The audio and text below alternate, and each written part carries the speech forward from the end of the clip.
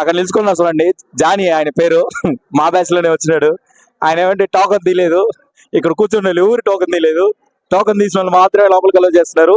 మీరు ఎవరైనా వస్తే 100 రూపాయలు టోకన్ తీసుకొచ్చేయండి. లోపలికి అయితే ఎంట్రీ ఫ్రీ, కానీ బయటకు వస్తారు మెయిన్ గేట్ నుంచి, మెయిన్ ఎంట్రన్స్ నుంచి లోపలికి వెళ్ళాలంటే టోకన్ కన్ఫర్మ్. సో మర్చిపోకుండా టోకన్ తీసుకోండి.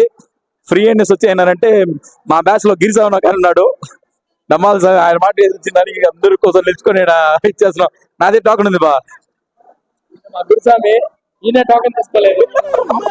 టోకన్ ఉందంటే గురుస్వామి. స్వామి మాకేం తెలీదు, ఈ స్వామి నేరుగా వచ్చి టోకన్ లేకుండా మమ్మల్ని 10 మంది తోడుగా పోలీసు వాళ్ళు మాటిచ్చున్నాడు. ఆ స్వామి చూపించు స్వామి. 100 రూపాయలు టోకన్లే తీసుకోకుండా ఈ మాదిరి అంటే ఈ మాది నిలబెట్టున్నాడు.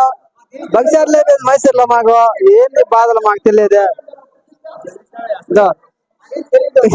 ఊరికి వస్తే ఎంతగానో పోతాడు ఈ పాండు స్వామి. చూడు 100 రూపాయలు పాలు మరి మైసూర్లో పోలీసు వాళ్ళు దొరుకున్నాను ఇప్పుడు స్వామి.